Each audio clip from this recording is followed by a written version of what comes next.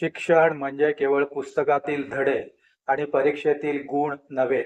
शिक्षण म्हणजे अनुभव, प्रयोग, संवाद आणि विद्यार्थ्यांच्या सर्वांगीण विकासाची प्रक्रिया.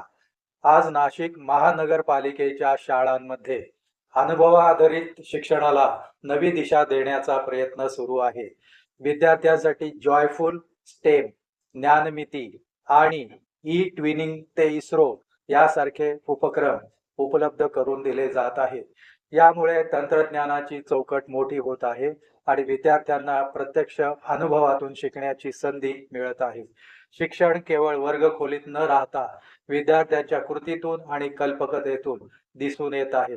मुलींनी शिक्षण सोडू नये यासाठी समाजाच्या माध्यमातून शिक्षणाचा निधी उभारण्याचा प्रयत्नही केला जात आहे. तसेच ई इंजिन सारख्या उपक्रमातून विद्यार्थ्यांना अमेरिकेतील विद्यार्थ्यांशी थेट संवाद साधण्याची संधी मिळत आहे. म्हणजेच स्थानिक शाळेतील विद्यार्थी आता जागतिक पातळीवर जोडले जात आहेत. मिशन मोबाईल मुक्ती, ज्ञानमिती, आनंददायी शिक्षण कट्टा, खुले वाचनालय आणि व्यवहार आधारित शैक्षणिक साधने अशा विविध उपक्रमांमधून विद्यार्थ्यांना मोबाईलच्या अनावश्यक वापरापासून दूर ठेवण्याचा प्रयत्न केला जात आहे.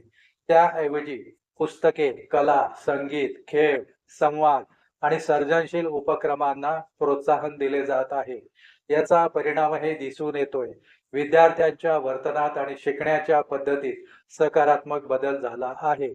वाचनाची आवड वाढली, संवाद साधण्याची क्षमता विकसित झाली आणि प्रश्न विचारण्याची सवय लागली. आणि सर्वात महत्त्वाचे म्हणजे ज्यांना प्रत्यक्ष परदेशात जाण्याची संधी मिळू शकत नाही, त्यांच्यासाठी तंत्रज्ञानाने जगाची दारे खुली केली आहे.